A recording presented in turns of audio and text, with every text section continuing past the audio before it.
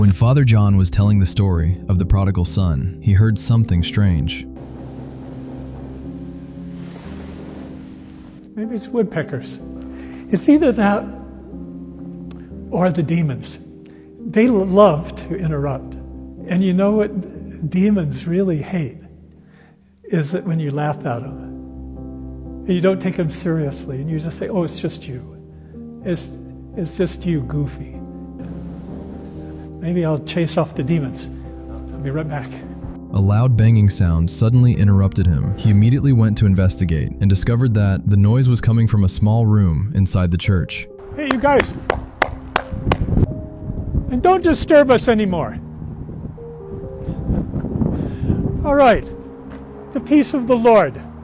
But what was making that sound? Was it really a demon, or is there another explanation? What do you think?